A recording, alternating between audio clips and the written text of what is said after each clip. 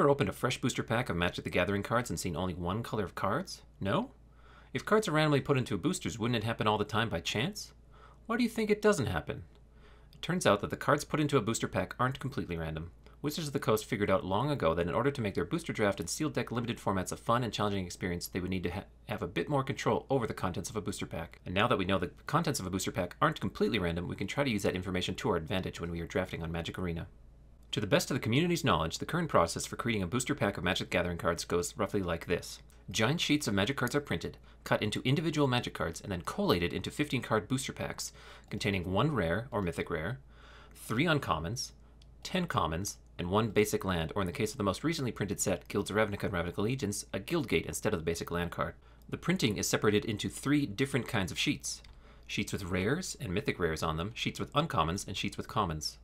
Wizards of the Coast's control over booster pack randomness now comes in by choosing a set order for how the cards are arranged on these sheets and how the freshly cut Magic cards are plucked and dropped into a booster pack. The collation and print order for paper Magic booster packs gets quite a bit complicated from here, involving numerous sequences of cards and semi-random selection from those sequences.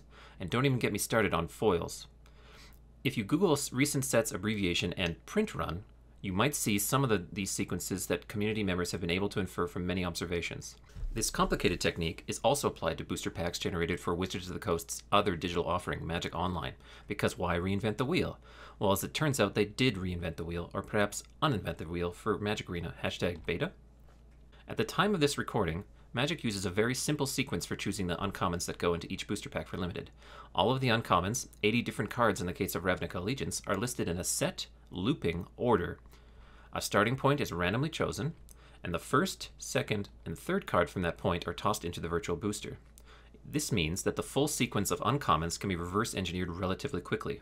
I did it in a few hours by rapidly scanning through YouTube videos and Twitch VODs of Ravnica Allegiance drafts and noting down the 3 uncommons that were in each new pack when they were opened or were passed, then assembling the full list with a little bit of logical deduction and inference.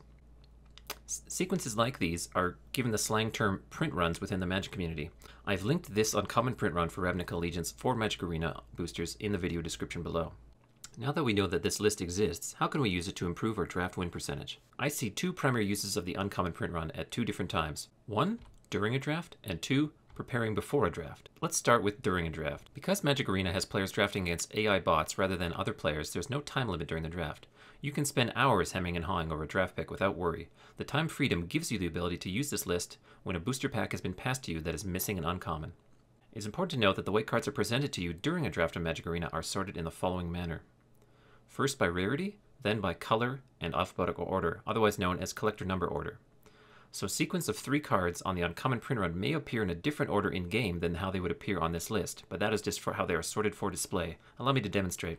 High Alert, Combine Guildmage, and Dovin's Acuity appear beside each other on the uncommon print run, and they will often appear beside each other in a booster pack.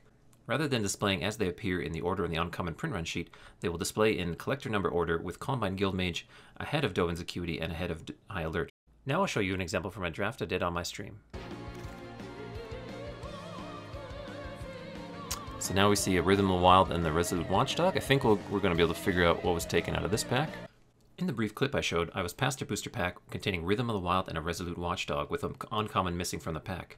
I was able to refer to the uncommon print run list, scroll down until I found Rhythm of the Wild and Resolute Watchdog, identified that Enraged Ceratok was the card that was between the two, thus confirming that Enraged Ceratok was the card taken from this booster pack by one of the bots to my right. Now for an example of the other scenario that can occur when there are 2 uncommons remaining in the booster pack. Yeah, it is.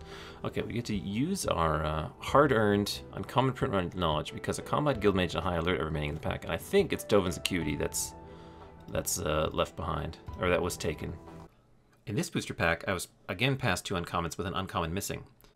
Combine Guildmage and High Alert were the uncommons still present in the pack. I again went to the list and saw that both uncommons were right next to each other.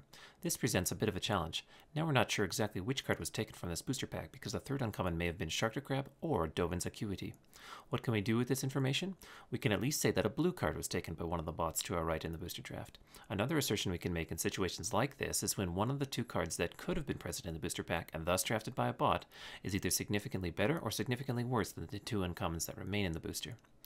If Shark to Crab was originally in this booster, I would have taken it over Combine Guildmage, and if Dovin's Acuity was originally in this booster, I probably would have taken it over High Alert if I was limiting myself to an Azorius card. So it is difficult to use this method to try and narrow in on what was taken from the pack. Caveat there that the bots don't always necessarily agree with me or the community in general as to which cards are better than others, so take this route with a grain of salt.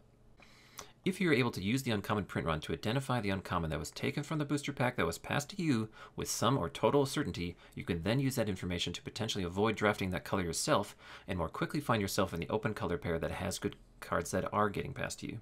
The other way you can use this list is before a draft. Have a look through for sequences of cards of similar power level, color, or better yet both, and try to have a rough idea of which cards you prefer for an early pick in your drafts. Case in point, the 3 very solid Gruul cards, Clan Guildmage, Rhythm of the Wild, and Enraged Ceratok, that are in sequence on the uncommon print run. You'll often see these 3 uncommons together, and having an idea of which of these 3 cards you like better as an early pick is probably a good idea. I'm still debating it for myself. Let me know in the YouTube comments as to which of these 3 you'd be more likely to take first in your booster draft. This style of simple uncommon print run has been the standard for all the new Magic sets released on Magic Arena thus far. I don't expect it to be this way forever. In the meantime, use this to your advantage to find the open colors in your Ravnica Allegiance drafts, outdraft those silly bots on your way to 5-0ing the human competition. If you enjoyed this video, please like, comment, and windmill slam the subscribe button above to see more like it in the future. Thank you so much for watching. You can find me streaming Magic Arena every weekday morning at twitch.tv/blinkymtg. Hope to see you there.